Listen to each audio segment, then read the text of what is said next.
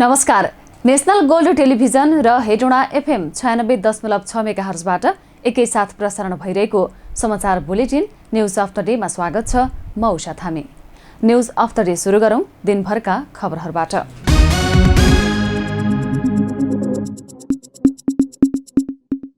उपप्रधान एवं अर्थमन्त्री विष्णुप्रसाद पौडेलले राजस्वको लक्ष्य पूरा हुने गरी काम गर्न निर्देशन दिनुभएको छ। काठमाडौँमा बिहिबार भन्सार विभागको कार्यक्रममा बोल्दै उपप्रधान एवं अर्थमन्त्री पौडेलले राजस्वको लक्ष्य पूरा गर्ने मात्र नभई अझ बढी उठाउने कुरालाई मध्यनजर राखेर काम गर्न भन्सार कार्यालयका अधिकारीहरूलाई निर्देशन दिनुभयो। उहाँले राजस्व परिचालनमा कुनै पनि सम्झौता नहुने उल्लेख गर्नुभयो। उपप्रधान एवं अर्थमन्त्री पौडेलले गत वर्षको तुलनामा यति प्रगति गरियो भनेर चित्त बुझाएर नबस्न पनि सम्बन्धित निकायको ध्यानाकर्षण गराउनुभयो। अहिले मैले चाहिँ मन्त्रालयको जिम्मेवारी सम्हालिसकेपछि मैले जे देखिरहेको छु, हाम्रा सामनेमा चाहिँ अनिवार्य दायित्व, कयौँ अनिवार्य दायित्व भुक्तानी गर्न बाँकी छ र यदि हामी राजस्व परिचालनमा प्रभावकारी हुन सकेनौँ भनेदेखि हामी कसरी अगाडि बढ्न सकौँला भन्ने त्यो चिन्तामा, त्यो दबावमा म अहिले पनि छु। त्यसले गर्दा म साथीहरूलाई के आग्रह गर्न चाहन्छु भने यहाँहरू राम्रोसँग काम गरिदिनुहोस्। के राम्रो हो, के नराम्रो हो, के गर्नुपर्छ, के गर्नु पर्दैन, यहाँहरूलाई राम्रोसँग थाहा छ। अर्थमन्त्री पौडेलले सेवाग्राहीसँग मैत्रीपूर्ण व्यवहार गर्न आग्रह गर्नुभएको छ। सरुवा बढुवाको प्रस्ताव लिएर कोही पनि नआउन समेत उहाँले आग्रह गर्नुभयो। गृहमन्त्री रमेश लेखकले निजी क्षेत्रमा अख्तियारको क्षेत्राधिकारबारे समिति स्पष्ट हुनुपर्ने बताउनु भएको छ। बिहिबार बसेको राज्य व्यवस्था तथा सुशासन समितिको बैठकमा बोल्दै गृहमन्त्री लेखकले निजी क्षेत्रमा अख्तियारको क्षेत्राधिकार जाने कि नजाने, जाने हो भने कतिसम्म जाने भन्ने कुरामा समिति स्पष्ट हुन जरुरी रहेको बताउनु भएको हो। उहाँले अख्तियार निजी क्षेत्रमा जानु हुँदैन भन्नेमा आम सहमति देखिएको बताउनु भएको छ। सरकारी पैसा निजीमा गएको छ भने हेर्नुपर्ने भन्नेमा पनि सांसदहरू सहमत देखिएको उहाँको भनाइ छ। निजी क्षेत्रमा अख्तियारको जुरिस्डिक्सन क्षेत्राधिकार जाने कि नजाने, जाने हो भने कतिसम्म जाने भन्ने कुरामा क्लियरिटी भयो भने ल्याङ्ग्वेज लेख्ने कुरामा गाह्रो हुन्न। किनभने पहिला त प्रिन्सिपल सेट गर्नु पर्यो। प्रिन्सिपल सेट भएपछि प्रिन्सिपल अनुसारको भाषा लेख्ने हो। भाषा लेख्ने कुरा कठिनाइ होइन। यहाँ यो दाहिनेतिर बस्नु भएको सबै उहाँहरू त्यसमा पोख्त हुनुहुन्छ। समितिले एउटा यो गर्ने भनेर सिद्धान्त दियो भने उहाँहरूले भाषा बनाउनुहुन्छ। खालि कहाँनिर मैले देखिरहेका छु भने निजी क्षेत्रमा जानुहुन्न भन्ने कुरामा आम सहमति देखिन्छ। तर अझै एउटा कुरा टुङ्गिन बाँकी रहेको जस्तो के देख्छु भने तर सरकारी पैसा निजीमा गएको छ भने फेरि हेर्नुपर्छ है भन्ने पनि विषय त्यही त जो आएको छ नि त त्यो कुरा होइन। अब सरकारी पैसा निजीकोमा गएकोमा कस्तो गएको, लोन गएको कि अनुदान गएको कि अथवा जाने प्रक्रियालाई समात्ने हो कि अथवा चाहिँ त सरकारी जुन पैसा गएको छ त्यो हदसम्म मात्रै हेर्ने हो कि उसको आफ्नो पनि हेर्ने हो कि। जस्तो एकछिनका लागि नि मैले खालि उदाहरणका लागि भने कुनै एउटा प्राइभेट कम्पनी छ, अब त्यसमा सरकारी पैसा गयो, सरकारी पैसा गइसकेपछि उसको सबै हेर्न पाउने हो कि गएको सरकारीको हदसम्म हेर्न पाउने हो भन्ने लगायतका विषयहरू यहाँ आइरहेका छन्। समितिको बैठकमा समिति सभापति रामहरि खतेवडाले निजी क्षेत्र अख्तियारमा प्रवेश गर्न दिने वा नदिने भन्नेबारे संसदीय उपसमितिले निर्णय गरी समितिमा पेश गर्न आग्रह गर्नुभयो। उद्योग वाणिज्य तथा आपूर्ति मन्त्री दामोदर भण्डारीले चाडबाडमा दुर्गम क्षेत्रमा अत्यावश्यक वस्तुको अभाव हुन नदिने गरी सुपथ मूल्यमा खाद्यान्नहरू उपलब्ध गराइने बताउनु भएको छ।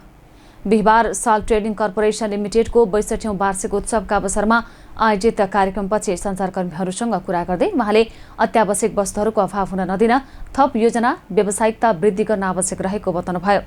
उद्योग मन्त्री भण्डारीले साल्ट ट्रेडिङ कर्पोरेसनको व्यावसायिकता विस्तार गर्ने र अझ सेवा प्रवाहमा सहज गर्ने कुरामा मन्त्रालयले आवश्यक योजना बनाइरहेको बताउनुभयो। अहिले त्यस्तो हुँदैन। हामीले समयमै यसलाई अहिले व्यवस्थापन गर्न सरकारले आवश्यक निर्णय गरेको छ। मन्त्रालयले त्यसको तयारी पनि गरेको छ। अहिले चाहिँ कृत्रिम अभाव सिर्जना गर्ने गरी जसरी यहाँ चाहिँ स्टोरेज गरेको अवस्था छ त्यसलाई पनि हामीले बजार अनुगमन गरेका छौँ। अनुगमनबाट थुप्रै चाहिँ तपाईँको गोदामहरू सिज गरेको स्थिति पनि छ। त्यसैले यतिखेर मूल्य वृद्धि पनि हुँदैन। हामी अहिलेको मूल्य समायोजन गर्ने त्यो हुँदैन। त्यो नियत भए पनि त्यसलाई सरकारले सफल पार्छ। हामीले अत्यावश्यक वस्तुको सहज उपलब्धता त्यसलाई हामी ग्यारेन्टी गर्छौँ। अभाव हुन दिँदैनौँ। उपलब्धतामा कमी हुने छैन। गुणस्तरीय वस्तुको सहज आपूर्तिलाई हामी ध्यानमा राख्छौँ। त्यसरी कृत्रिम अभाव, अखाद्य वस्तु, मिसावट जस्ता कुराहरूलाई सरकारले नियन्त्रण गर्छ, कारवाही गर्छ। अहिलेको बजार मूल्यलाई हामी समायोजन गर्छौँ। साल ट्रेडिङ र खाद्य व्यापार कम्पनीबाट प्राप्त हुने वस्तुहरूमा चामलमा 5 रुपियाँ, दालमा 5 रुपियाँ, चिनीमा त्यसै गरी अहिलेको बजार भने 107 छ। त्यसलाई पनि हामी घटाउने तहमा चाहिँ हाम्रो योजना बनाइरहेका छौँ। मलाई एउटा कुरा चाहिँ के भन्छु भने वस्तुको अभाव हुन दिँदैन। सहज उपलब्धता, गुणस्तरीय वस्तुको आपूर्तिलाई हामी व्यवस्था। मन्त्री भण्डारीले अत्यावश्यक वस्तुको सहज उपलब्धताको ग्यारेन्टी सरकारले गर्ने बताउनु भएको छ। युवा तथा खेलकुद मन्त्री तेजुलाल चौधरीले खेलाडीहरू विदेश पलायन हुनु खेलकुद क्षेत्रको ठूलो समस्या रहेको गुनासो गर्नुभएको छ। बिहिबारको शिक्षा, स्वास्थ्य तथा सूचना प्रविधि समितिको बैठकमा बोल्दै मन्त्री चौधरीले खेलाडीहरूलाई रोजगारी, स्वास्थ्य र शिक्षाको ग्यारेन्टी गर्न नसक्दा धेरै खेलाडीहरू विदेश गइरहेको गुनासो गर्नुभयो। उहाँले मन्त्रालयले अहिले राष्ट्रिय खेलकुद नीति प्रतिस्थापन गर्ने, राष्ट्रिय खेलकुद विकास ऐन र 2077 को राष्ट्रिय युवा परिषद ऐन र 2072 को संशोधन गर्ने काममा लागेको बताउनुभयो।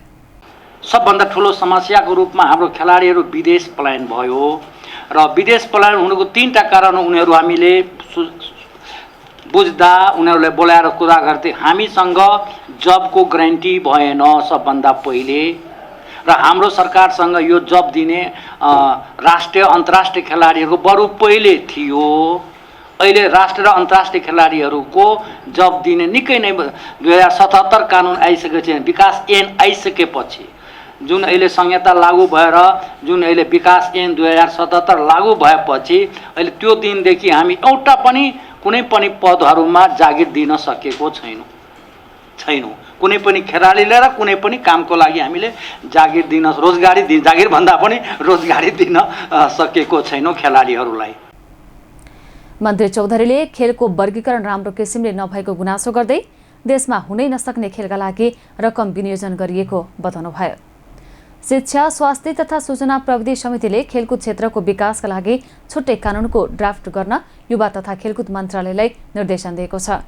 बिहिबारको समितिको बैठकले खेलकुद क्षेत्रको विकासका लागि छुट्टै कानुनको ड्राफ्ट गर्न युवा तथा खेलकुद मन्त्रालयलाई निर्देशन दिएको हो।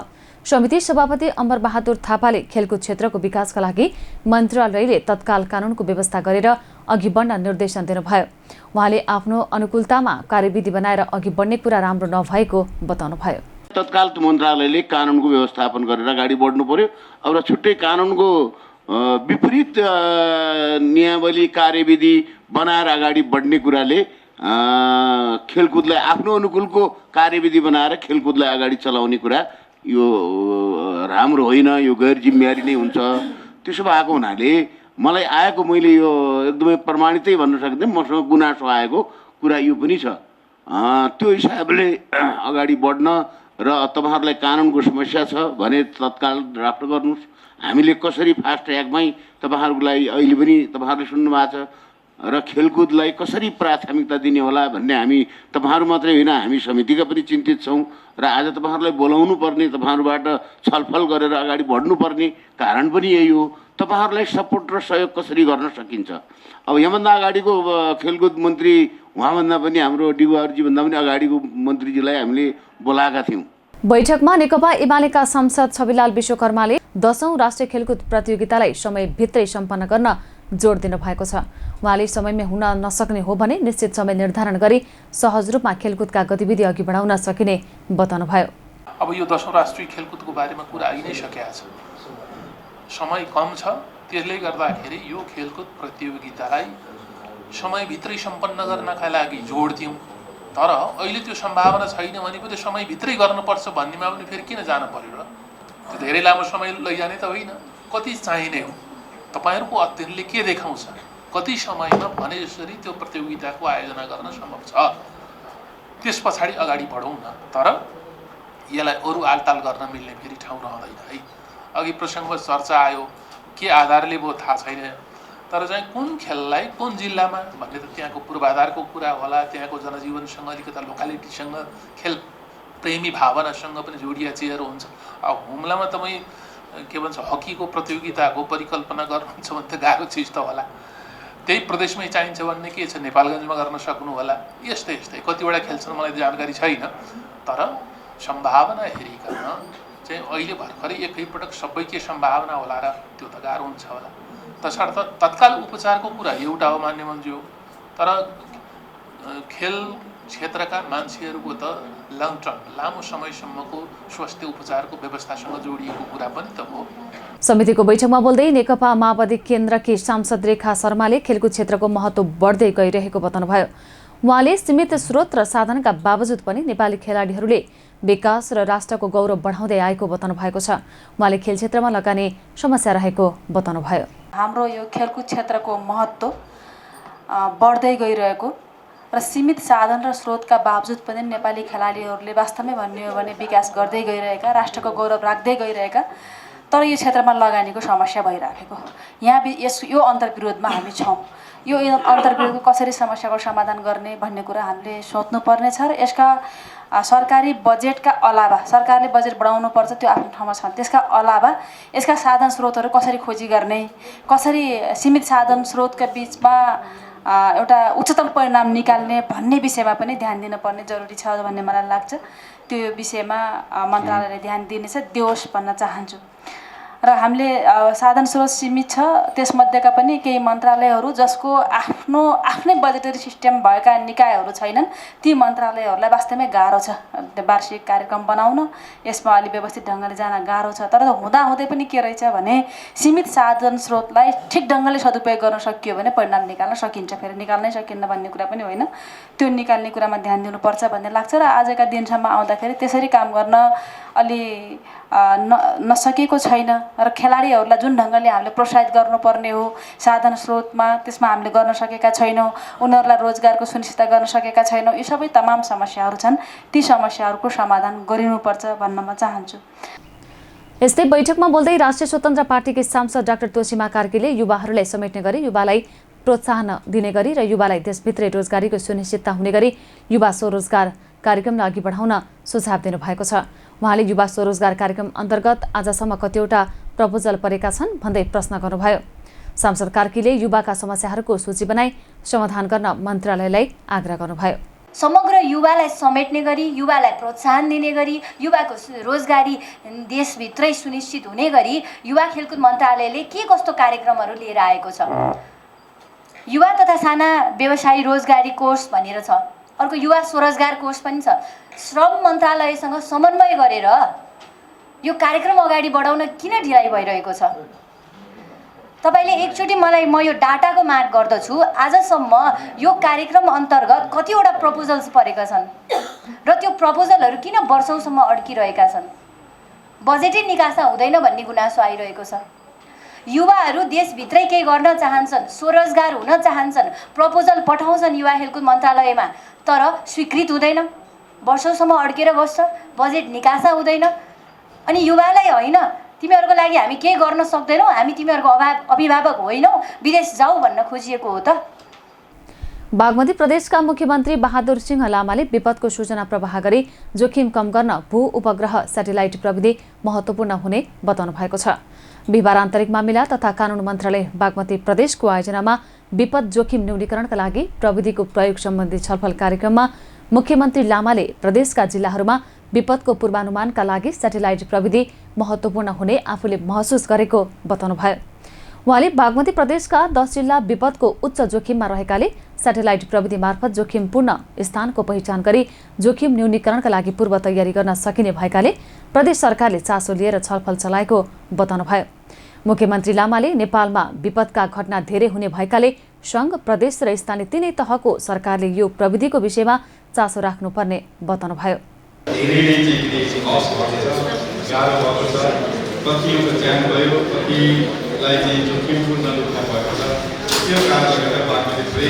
यसमा महसुस गर्न सकेन, त्यही भएर यो सिस्टम सोलर के अरे सेटेलाइट सिस्टमबाट चाहिँ हाम्रो जियोलेसहरूको हाम्रो चाहिँ के अरे जियो कस्तो छ भन्ने कुराहरू प्रोभिन्सको जियो कस्तो रहेछ भन्ने कुरा प्रश्न देखाउनु भएको छ। त्यो अति नै महत्त्वपूर्ण कुरा हो र यो अघि नै सचिवले भनिसक्नु भएको छ, यो चाहिँ हामीले किन्न सकिन्छ सकिँदैन भनेर उहाँले जवाब पनि दिनुभयो।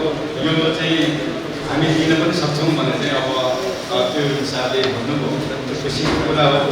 र हामी 3 प्रणालीमा छौँ, सङ्घीय सङ्घ र प्रदेश र स्थानीय तह 3 तहको सरकार छ। त्यही अनुसार आफ्नो चाहिँ एकल अधिकारभित्र पर्छ कि पर्दैन भन्ने कुरा पनि यसमा चासोको विषय बनेको छ। र यो अन्तर्राष्ट्रिय लेभल यो चाहिँ यति अति उच्च नै जोखिमलाई कसरी चाहिँ पत्ता लगाउने र पहिला चाहिँ यसले चाहिँ थाहा पाउने हो र हाम्रा कुन ठाउँमा के हुनसक्छ, कति वर्षमा 20 वर्षमा चाहिँ यसको चेन्जेस हुन्छ र 40 वर्षमा खोलाहरूको पनि चेन्ज हुन्छ भने चाहिँ खोलाहरू पनि बाढी पहिरो आउने सम्भावनाहरू बढेको भने चाहिँ के अरे जियोलेसहरूले पनि भन्ने गर्छ। त्यो साँच्चैकै हो। यो चाहिँ हामीले आएको बेलामा चाहिँ थाहा पाउँछ र नआएको बेलामा चाहिँ हामी चाहिँ त्यसरी सुस्ता गरेर बस्ने चलन पनि छ।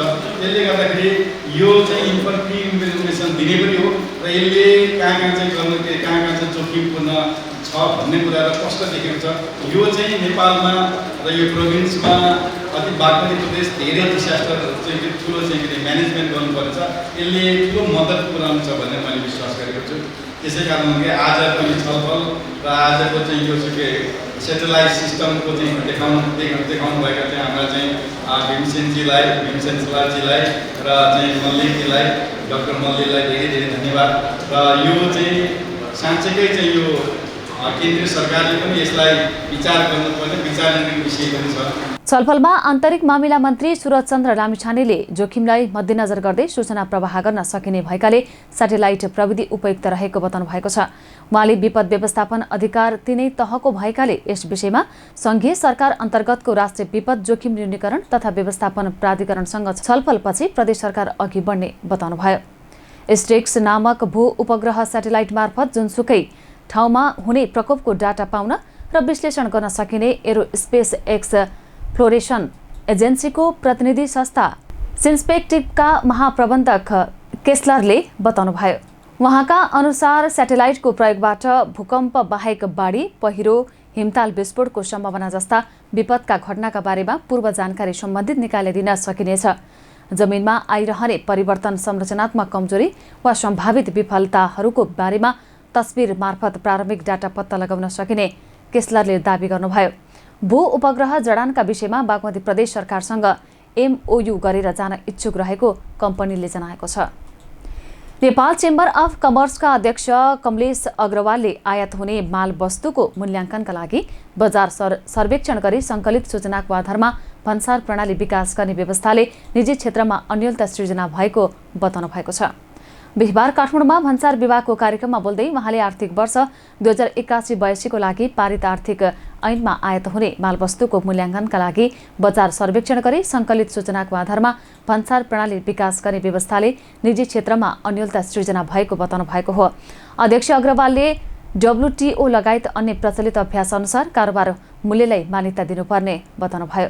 खुल्ला सिमानाका कारण हाल बढिरहेको चोरी पैठारीका कारण सिमानाका बजारहरू सुकेका छन् भने सीमापारी धेरै व्यापार बढेको पाइन्छ। हालै अर्थ मन्त्रालयले चोरी पैठारी नियन्त्रण गर्न लिएको रणनीति सराहनीय छ। चोरी पैठारी नियन्त्रण गर्न हाल विद्यमान उच्च भन्सार दर बन्दीलाई घटाउँदै लैजानुपर्ने, 40% को भन्सार दर बन्दी खारेजै नै गरिनुपर्दछ। यसबाट चोरी पैठारी न्यूनीकरण गर्न सकिन्छ र राजस्वको वृद्धि हुनेछ। अध्यक्ष अग्रवालले व्यापार सहजीकरण गरी व्यापार अभिवृद्धि गर्नु आजको आवश्यकता रहेको बताउनु भएको छ। नेपाल उद्योग परिसङ्घका अध्यक्ष राजेश कुमार अग्रवालले निजी लगानी आकर्षित गर्न परियोजना स्वीकृति प्रक्रियालाई व्यवस्थित बनाउन आवश्यक रहेको बताउनु भएको छ। बिहिबार 5औं नेपाल पूर्वाधार सम्मेलनको क्रममा बोल्दै अध्यक्ष अग्रवालले परियोजना स्वीकृति प्रक्रिया सुव्यवस्थितसँगै राजनीतिक नीतिगत जोखिम न्यूनीकरणमा ध्यान दिनुपर्ने बताउनुभयो। उहाँले जलवायु परिवर्तनको जोखिमलाई मध्यनजर गर्दै दिगो विकास महत्त्वपूर्ण रहेको बताउनु भएको छ। The challenges we face from climate change to the rapid depletion of natural resources are daunting.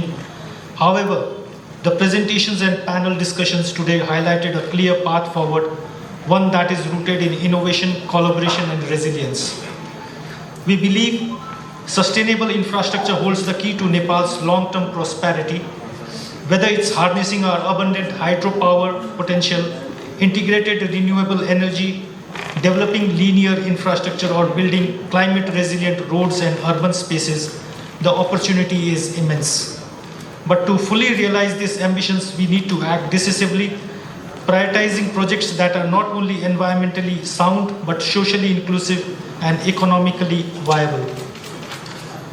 Given Nepal's vulnerability to climate change, sustainable development is critical.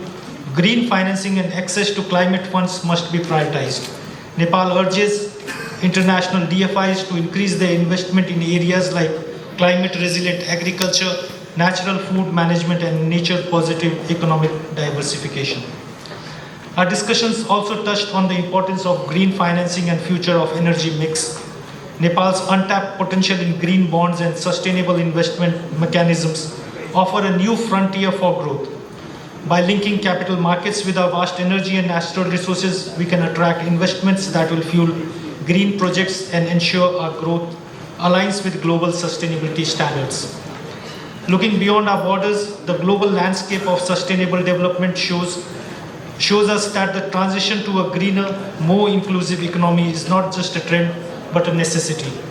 Nepal must embrace this shift, incorporating the green, resilient, and inclusive development grid approach into every aspect of our infrastructure planning. I believe that the insights and ideas shared today lay a strong foundation for shaping our shared vision of sustainable future of the region and the world.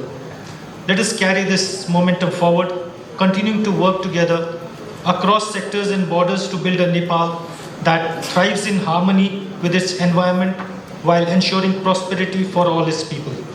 Thank you, and I look forward to the important discussions ahead in this summit. अध्यक्ष अग्रवालले देशको विकास विशाल ऊर्जा र प्राकृतिक स्रोतहरूसँग पुँजी बजारलाई जोडेर लगानीहरू आकर्षित गर्न सकिने बताउनुभयो। बागमती प्रदेशका आर्थिक मामिला तथा योजना मन्त्री कुन्दन राज काफ्लेले आफूले बौद्धिक अपाङ्गता पहिलो पटक बुझेको बताउनु भएको छ।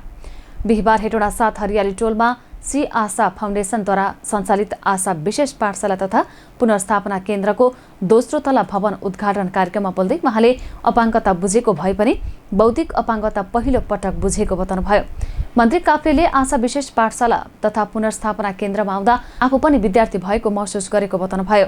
बाहिरी देशबाट आएर नेपालमा सम्भावना देख्ने फाउन्डेसनकी संस्थापक आइना वार्काले स्वदेशमा अवसर छैन भने विदेशी नागरिकलाई गतिलो नैतिक शिक्षा दिनुभएको मन्त्री काफ्लेले बताउनु भएको छ। अपाङ्गता बुझेको थिएँ, तर बौद्धिक अपाङ्गता भन्ने कुरा मैले बुझेको थिइनँ। आज मैले यो विद्यालयको म पनि विद्यार्थी भएँ, मैले आज त्यो कुरा बुझ्ने अवसरको रूपमा मौका मिलेको छ र अहिले हाम्रो देशमा विदेश पलायन हुने, नेपालमा अवसर छैन, केही छैन भन्ने चलनको विकास भएको छ। हामीले विदेश गएर रोजगारको अवसर सिर्जना गर्ने, रकम कमाउने, आफ्नो जीवन सहज बनाउने भन्ने कुराको भाष्यको निर्माण भएको छ। त्यो अनुसार अघोषित रूपमा घोषित रूपमा राज्य पनि लागेको छ। म हाम्रो आमा नै भन्छु, आमा आएना बाराका न्यौपानेज्यूलाई सम्मान गर्न चाहन्छु। 20 वर्षको कलिलो उमेरमा नेपाल आएर फेरि नेपालको पनि होइन, स्पेनको मान्छे यहाँ एउटा अपाङ्गता भएको व्यक्तिलाई बाँधेर घरमा राखेको शिक्षाले उहाँले यत्रो बालबालिका यहाँ मात्र होइन अर्को 3 ठाउँ मानिरहेछ पढाइरहनु भएको छ। उहाँले यहाँ सम्भावना देख्नु भएको छ। आज होला प्रदेशले नि केही गर्यो होला, सङ्घले नि केही गर्यो होला, तर हिजो उहाँसँग मेरो व्यक्तिगत गफगाफ त भएको छैन। उहाँलाई यतिको अवस्था निर्माण गर्नको लागि कति सङ्घर्ष गर्नु पर्यो, कति उहाँले दुःख पाउनु पर्यो होला। यो समाजलाई चिर्नको लागि यहाँ ल्याउनु नि पर्यो। मैले यहाँ तपाईँहरूको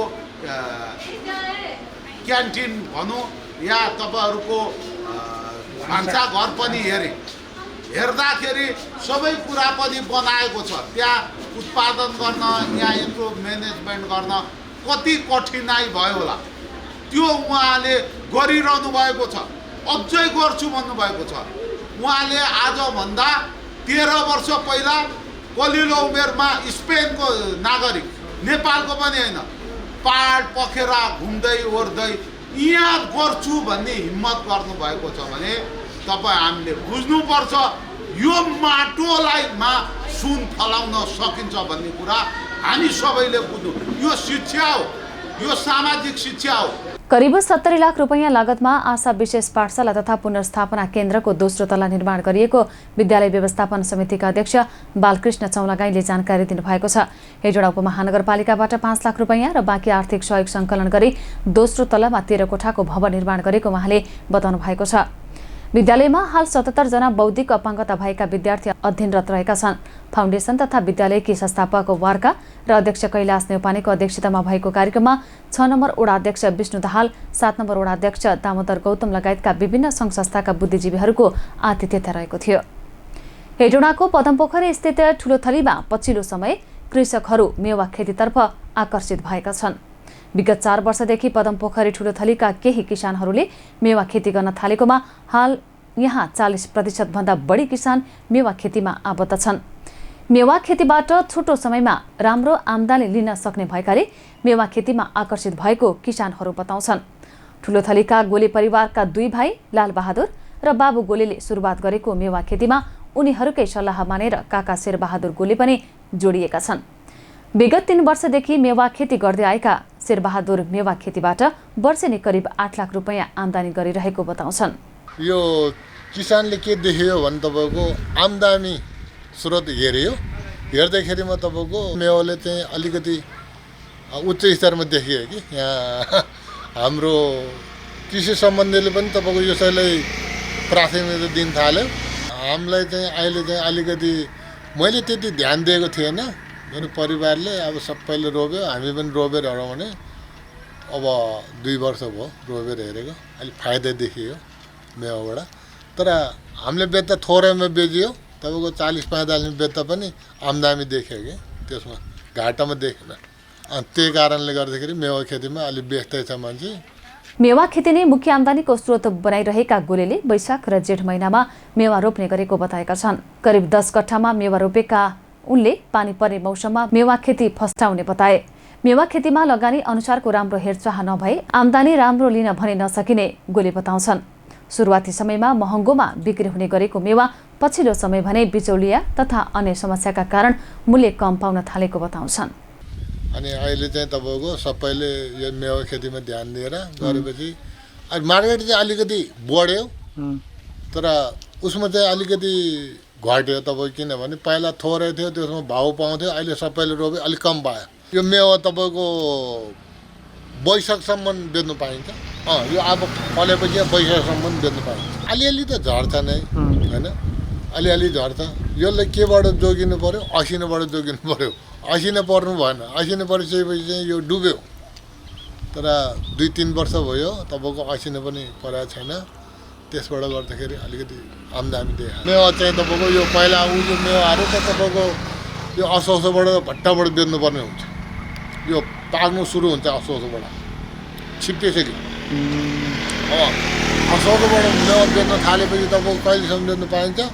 तपाईँको सायद वैशाखसम्म अन्तिमसम्म मेवा बेच्नु पाइन्छ। मकवानपुरका विभिन्न स्थानहरूमा मेवा खेती हुँदै आएको भए पनि व्यावसायिक रूपमा भने पदमपोखरीमा नै धेरै मात्रामा मेवा खेती गरेको पाइन्छ।